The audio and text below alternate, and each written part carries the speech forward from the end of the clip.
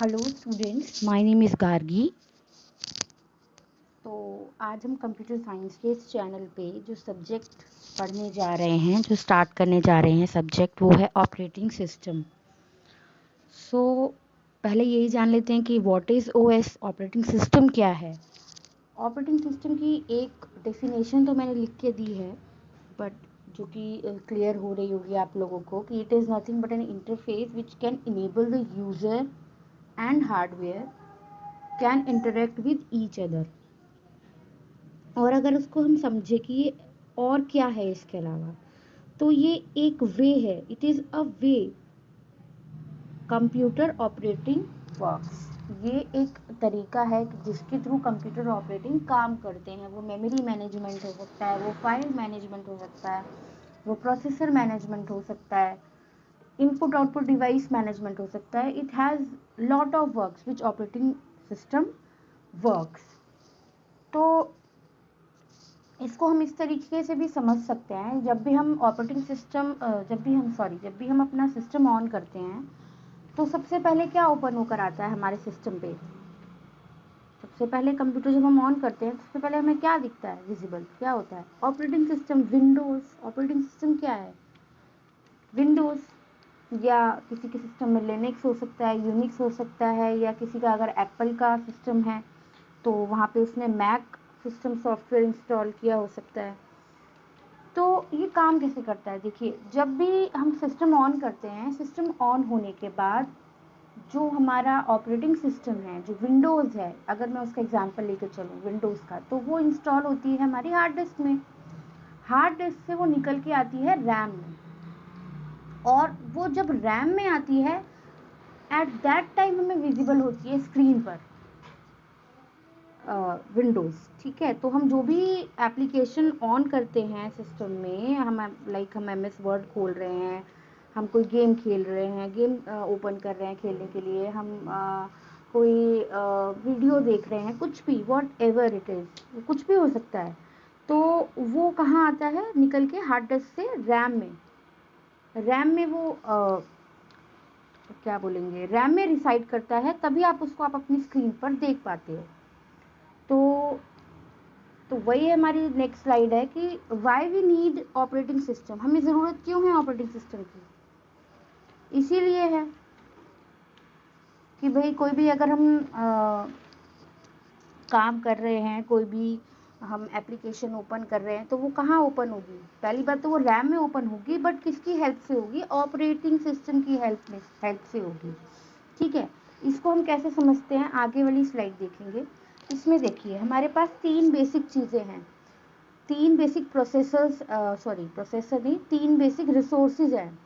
क्या है, CPU, RAM और हार्ड डिस्क।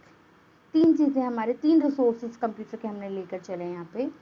तो अब डायरेक्टली कोई प्रोसेस, ये जो P1 P2 P3 लिखा हुआ है मैंने, ये these are the processes. Okay, computer science के स्टूडेंट हैं हम, तो हमें ये तो पता ही है कि प्रोसेसेस क्या होते हैं, प्रोसेसेस क्या होते हैं, और प्रोग्राम क्या होते हैं।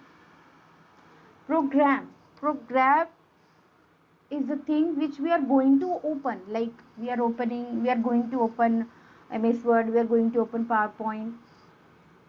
Okay, और जो प्रोग्राम हम ओपन कर रहे हैं उसके बिहाफ पे जो चल रहा है एग्जीक्यूशन, उसको बोलते हैं प्रोसेस। कभी आप देखना अपने सिस्टम में, जब आपने MS Word खोला हो, मैं उसी का एग्जांपल लेके चल रही हूँ, तो आप देखोगे जिस लोकेशन पे वो MS Word सेव होगा ना, उस लोकेशन पर एक और फाइल क्रिएट हो जाएगी, उसी फाइल की जो MS Word की फाइल आपने खोली है।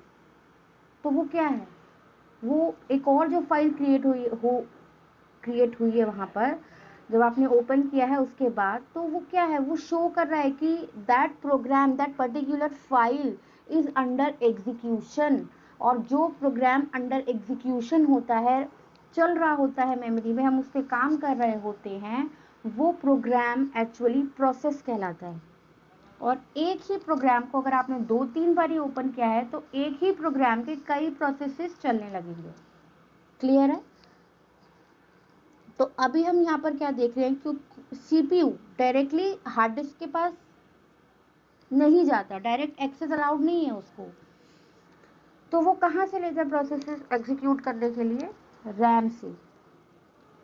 ओके, सो P1 P2 P3 यहाँ जो प्रोसेस लिखे हुए हैं मैंने, इसका मतलब ये सेम प्रोग्राम भी ओपन किया हुआ हो सकता है कि ये 3 अलग अलग प्रोग्राम हैं। ठीक है, अब इसमें से कौन सा प्रोग्राम पहले एग्जीक्यूट हो, ये कौन चेक करेगा? तो इसके लिए स्केड्यूलिंग होती है, CPU स्केड्यूलिंग होती है। और स्केड्यूलिंग को भी हम समझ सकते हैं इस वे से कि वो एक एल्गोरिदम होती है जो कि डिसाइड करती है कि कौन सा वाला फंक्शन पहले चलेगा। तो मैंने यहाँ जस्ट एक छोटा सा आपको प्रोग्राम दे रखा है, प्रोग्राम नहीं, एक जस्ट स्निपेट है ये, कि algorithm like in a function form. Okay, so मानिए P1 के लिए F1 फंक्शन है, P2 के लिए F2 फंक्शन है, इसी तरह से जितनी प्रोसेसेस है उसके लिए फंक्शन हो सकता है, उसके अंदर कुछ लाइन ऑफ कोड्स हो सकते हैं। तो कौन सा वाला फंक्शन पहले चलेगा और कौन सी वाला फंक्शन पहले चलने की वजह से कौन सा वाला प्रोसेस पहले एग्जीक्यूट होगा और यूज़र को विजिबल होगा, जो भी उसने प्रोग्राम ओपन करा है। तो it totally depend upon the schedulers के बारे में हम आगे पढ़ेंगे, डेफिनेटली पढ़ेंगे।